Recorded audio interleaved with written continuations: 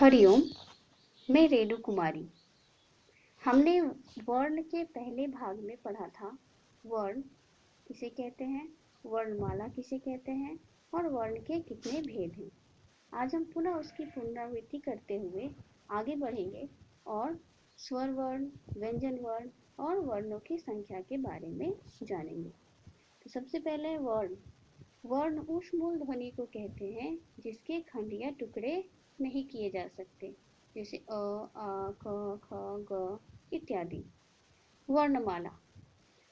वर्णों के पूरे समूह को वर्णमाला कहते हैं। अ से लेकर आह तक और क से लेकर ज्ञ तक के वर्णों को से वर्णमाला पूरी होती है। इन पूरे वर्णों को दो भाग में बांटते हैं, पहला स्वर वर्ण और दूसरा व्यंजन वर्ण। आइए आज हम सबसे पहले पढ़ेंगे कि स्वर वर्ण किसे कहते हैं। स्वर वर्ण हम उस वर्ण को कहते हैं जिसे बोलने में या जिसका उच्चारण करने में हमें किसी अन्य वर्ण की सहायता नहीं लेनी पड़ती है। जैसे अ के उच्चारण में हमें अन्य किसी वर्ण की सहायता नहीं लेनी पड़ती है। इसी प्रकार अ, आ, ई, उ, ए, आई, ओ, औ इनके उच्चारण में भी हमें किसी अन्य वर्ण की सहायता नहीं लेनी पड़ती, अतः इसे स्वर वर्ण कहते हैं। स्वर वर्ण की संख्या 11 है।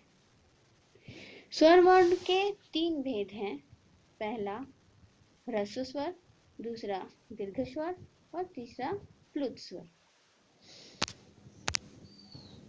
सबसे पहले ह्रस्व स्वर। ह्रस्व स्वर किसे कहते हैं? जिन वर्णों के उच्चारण में कम से कम समय लगे उसे ह्रस्व स्वर कहते हैं। जैसे अ, ई, उ, री। जब हम इन वर्णों का उच्चारण करते हैं तो हम ध्यान देंगे कि हमें बहुत ही कम समय लगता है, इसीलिए इसे ह्रस्व स्वर कहते हैं। दूसरा है दीर्घ स्वर। दीर्घ स्वर जिन वर्णों के उच्चारण में ह्रस्व से दुगना समय लगे उसे दीर्घ स्वर कहते हैं। जैसे अ, ई, उ। हम ध्यान देंगे कि इसके पहले जो हमने अ, ई, उ, री का उच्चारण किया उससे हमें इन वर्णों का उच्चारण करने में अधिक समय लग रहा है, जैसे आ, ई, उ। तीसरा है प्लुत स्वर। जिनके उच्चारण में ह्रस्व से तिगुना समय लगे उसे प्लुत स्वर कहते हैं। इसका चिन्ह अंग्रेजी के एस अक्षर के समान होता है। जब हम किसी को दूर से बुलाते हैं तो इस स्वर का प्रयोग होता है, जैसे हे मोहन। या फिर जब हम ओम का उच्चारण करते हैं तो भी हम इस स्वर का प्रयोग करते हैं। संयुक्त स्वर। दो भिन्न स्वरों के संयोग से बने स्वर वर्णों को संयुक्त स्वर कहते हैं। यहाँ हम देखेंगे कि अ और ई ये दो भिन्न स्वर के मिलने से ए वर्ण का निर्माण हुआ है। उसी प्रकार अ और ए वर्ण के मिलने से आई वर्ण का निर्माण हुआ है।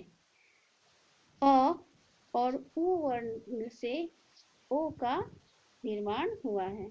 उसी प्रकार अ और ओ के मिलने से औ स्वर वर्ण का निर्माण हुआ है। तो ए, आई, ओ और औ ये 4 वर्ण जो हैं वो दो भिन्न स्वरों के संयोग से बने हैं, इसीलिए इसे संयुक्त स्वर कहते हैं।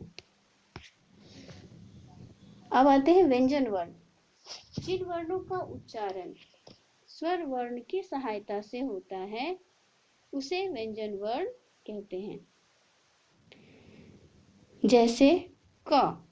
जब हम क का उच्चारण करते हैं तो क के साथ हमें अ की ध्वनि सुनाई देती है, अर्थात क का उच्चारण करने के लिए हमें स्वर की सहायता लेनी पड़ रही है। उसी प्रकार ख, ग, घ, ये जितने भी वर्ण हैं, क से लेकर ज्ञ तक के जितने भी वर्ण हैं, उन सभी वर्णों का जब हम उच्चारण करते हैं तो उसमें हमें स्वर की सहायता लेनी पड़ती है, इसीलिए इसे व्यंजन वर्ण कहते हैं। व्यंजन वर्ण के 3 भेद हैं। पहला स्पर्श व्यंजन, दूसरा अंतस्थ व्यंजन और तीसरा ऊष्म व्यंजन। स्पर्श व्यंजन, क से लेकर मां तक के वर्ण को हम स्पर्श व्यंजन कहते हैं। क्यों इसे स्पर्श व्यंजन कहते हैं? क्योंकि इसके उच्चारण में मुख के अंदर से दांत, ओष्ठ, तालु, मूर्धा का स्पर्श जो है वो जिह्वा से होता है। यानी कि इसके उच्चारण में जब हम क से लेकर मां तक के वर्णों का उच्चारण करते हैं तो हमारा जीभ जो है वो मुख के अंदर ये विभिन्न भाग जैसे दांत, ओष्ठ, तालु और मूर्धा को स्पर्श करता है, इसीलिए इसे स्पर्श व्यंजन कहते हैं। इसकी कुल संख्या 25 है। क से लेकर मां तक व्यंजन वर्णों की संख्या कितनी है? 25 है। दूसरा है अंतस्थ व्यंजन। इन वर्णों के उच्चारण में मुंह के वायु जो है वो मुंह के अंदर ही रह जाती है, बाहर नहीं निकलती है, और वायु अंदर स्थित रहने के कारण ही इसे अंतस्थ व्यंजन वर्ण कहते हैं। इसकी भी संख्या 4 है। ये कौन कौन से वर्ण हैं? य, र, ल और व। अब ध्यान देंगे, जब हम इसका उच्चारण करते हैं तो हमारे मुख से वायु नहीं निकलती है, हमारे मुख की वायु मुख के अंदर ही रह जाती है, इसलिए य, र, ल और व को अंतस्थ व्यंजन कहते हैं।